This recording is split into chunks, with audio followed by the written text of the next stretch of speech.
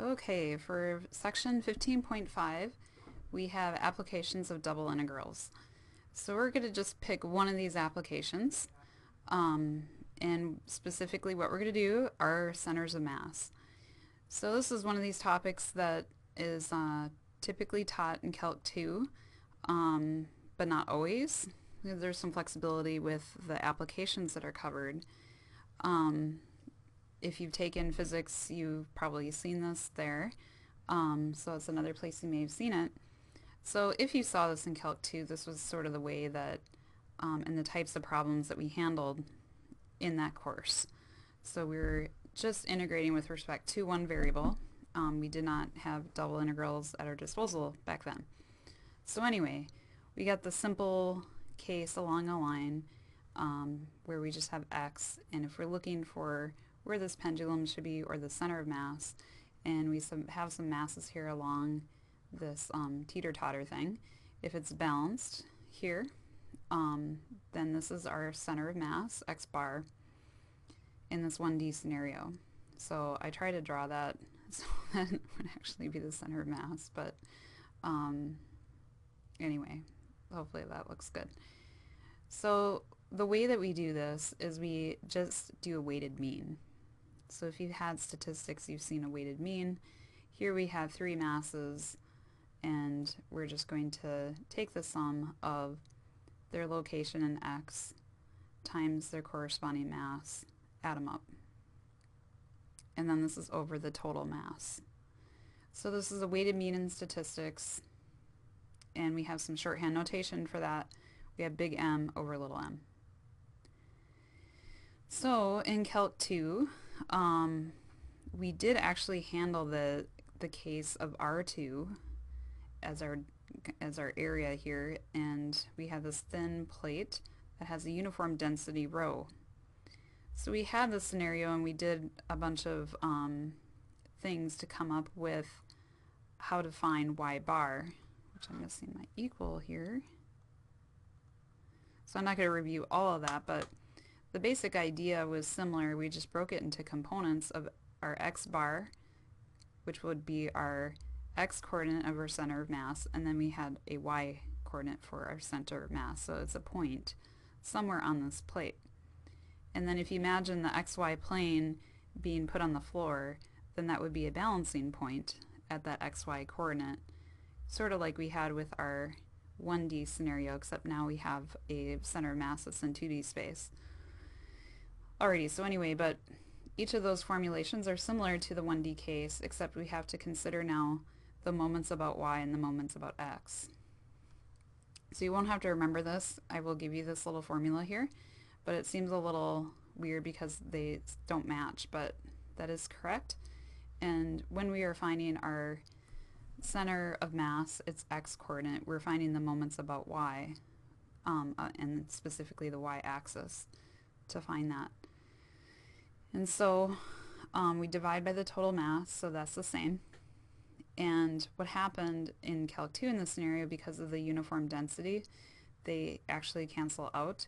And so the formula became a little bit more simple here, where we had our area formula. That's all that was in the denominator now.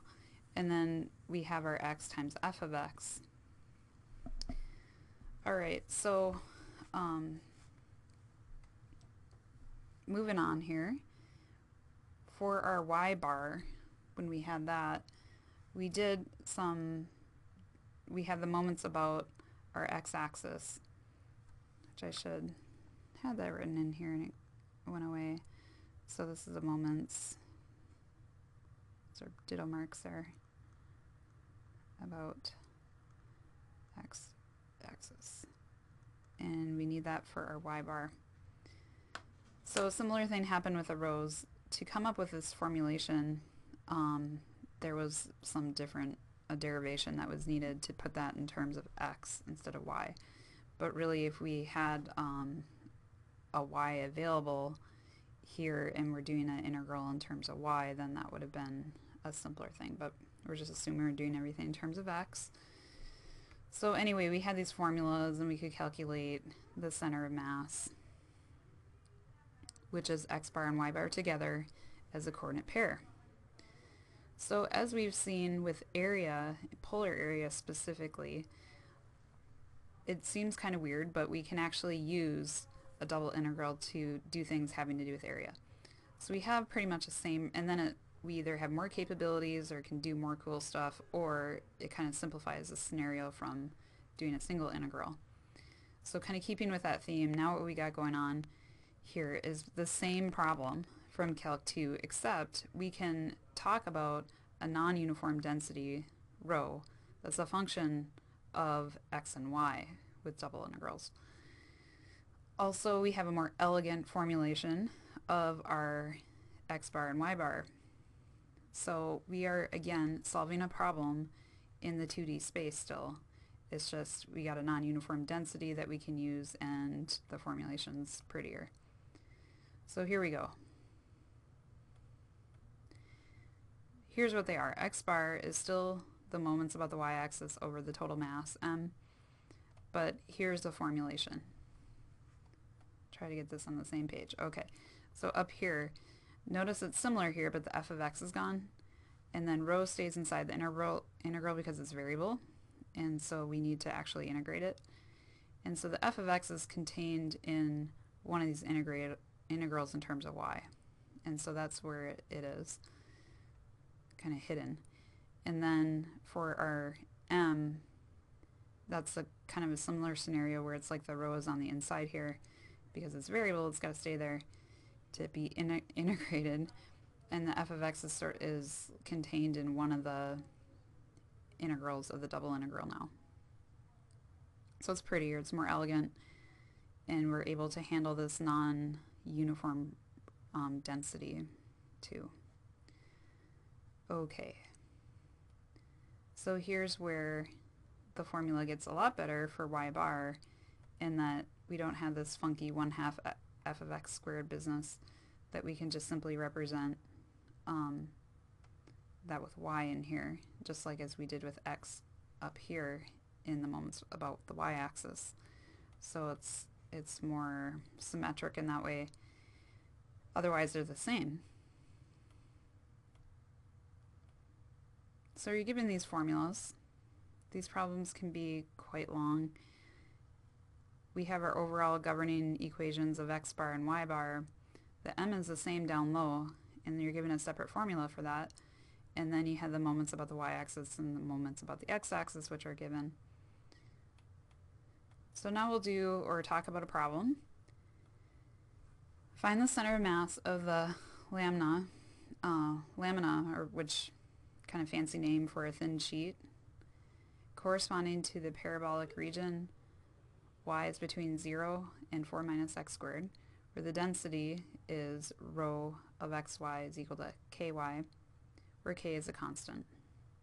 So you're just given that formula, but if you wanted to know more information, what that means is that the density at point xy is proportional to the distance from distance between xy and the x-axis. So it's only dependent on y, and the k is a proportionality constant. So anyway, means the density is changing uniformly away from the x-axis.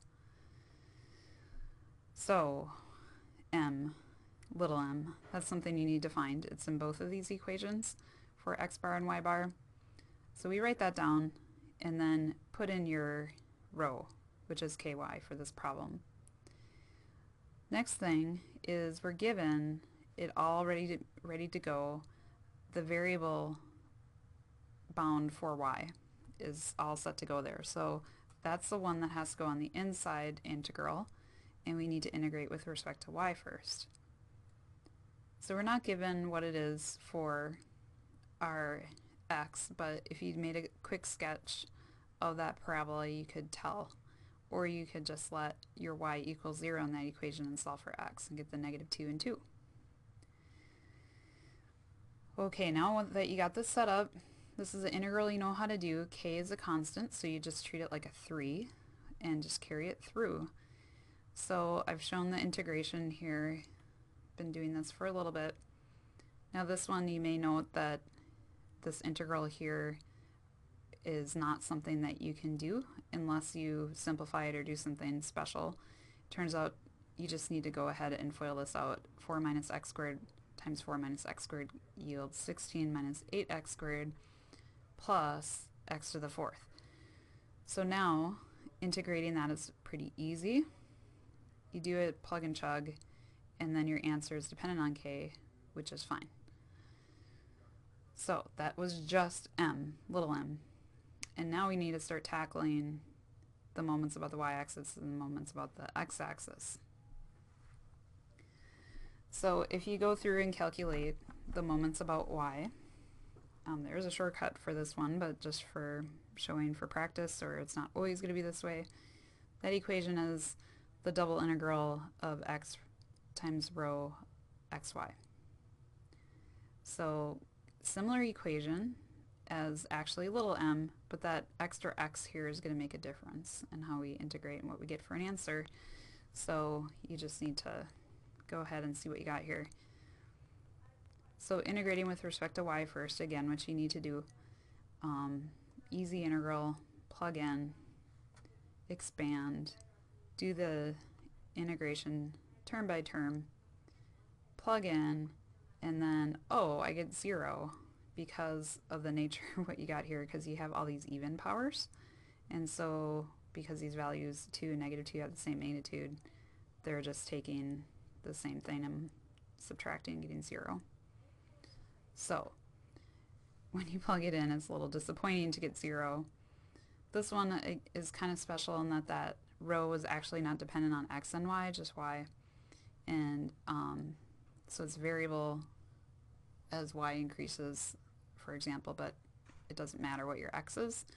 So if you were perceptive, you could look back here and say, oh, this is symmetric, plus my rho does not depend on x, so that means that the center mass has to be at x equals 0. So my picture is supposed to, I mean, technically it'd be right there if we went by my picture, but I was trying to draw that as the y-axis being in the center. Alrighty, so anyway, the moments about x are not going to be so simple because our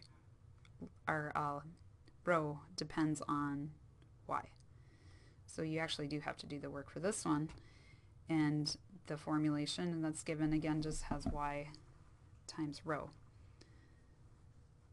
Okay, so you plug that in, and then we're going to have y squared here. Go ahead and integrate. You plug in. Now this is a pain because I have the third power. Very tempting to try to just bring in the 3, but that's not going to do. This is really I'm not showing all the steps here, but the algebra is a pain in the butt. So think of this as 4 minus x squared. I'll just put it in here. 4 minus x squared times 4 minus x squared minus 4 times 4 minus x squared, and FOIL that out. So here's one of them times one more left. Multiply that out, simplify, you get this big long thing, which is easy to integrate.